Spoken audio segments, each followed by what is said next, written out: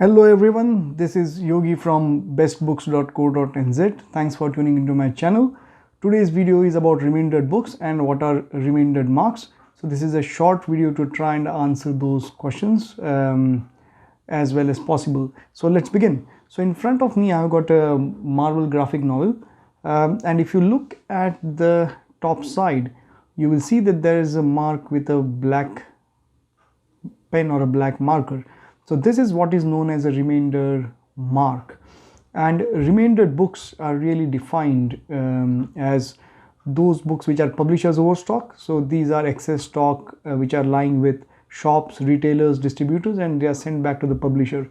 So what publishers typically do is put a black mark or a line across here, across the top or at the bottom with a marker. So it could be a red, black or a blue marker. This is just to prevent the books from going back in circulation, okay? But it's perfectly fine to resell them on. It's only that retail shops won't stock it anymore, okay? So this is an example. This is the first example. So I have got two more examples just to show you different types of remaindered marks in books. So in this example, we've got a Captain Marvel graphic novel. So you can see that the remaindered mark is at the top and the book is in very good condition, so it's as good as new, and there's absolutely minimum wear and tear on the spine. So a little bit of fraying on the edges, that's because of storage, otherwise everything's perfectly fine. And if you look around here, so everything's fine as well. So it's a very clean copy and everything's fine here as well. So just having a quick look at the back, so very clean, very neat, and absolutely minimum shelf wear. So that's the first type of remaindered book, so in a very good condition. And just one thing I want to point out, sometimes what can happen is with remainder marks, some of the ink can bleed inside, but there's been no bleeding on this one because the background has been inked in a black color. Plus this is a high quality glossy matte paper, so typically the ink won't bleed through on this kind of paper. Okay, let's have a look at another example. This is shrink wrapped in plastic. It's a remaindered book, but it's shrink wrapped in plastic. Okay, and you can see it's absolutely pristine, nothing wrong with it.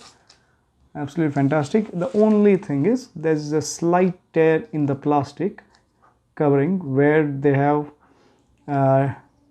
put the remainder mark. So the remainder mark is here, and obviously we don't know whether the ink has bled through or not on the paper because we don't want to open this one. Otherwise it's absolutely fantastic from every side. So this is a very high grade kind of remaindered book. And the last example we have is one which has got a little bit of wear. So this is not a Marvel graphic novel, this is a Dynamite one, Battlestar Galactica. You can see on the front cover there's a little bit of scruffiness, and that's because of storage. So this has got more shelf wear than the others. Now the remaindered mark is not on the top, but it's on the bottom, and it's not a dot, but it's like a kind of a line with the permanent marker. Okay, and let's have a look at the spine before we look inside. So a little bit of shelf wear, so a little bit of fraying around the edges. Obviously this seems to have been stored for a little bit, and very clean and good copy, so no rips, tears or anything like that. But like I said, a little bit of scruffiness on the covers, primarily because of storage. So let's have a look inside and see if there's been any bleeding of the remainder mark. Okay, yeah, again you can see there's a dark background, but there's been no bleeding of the remainder mark. Occasionally what can happen is there can be a little bleeding. Okay, so these are the three examples of remaindered books. I hope this video has been helpful to you. If you are interested in having a look at good books at good prices, head to www.bestbooks.co.nz, and I hope you find this video helpful. Thank you for watching.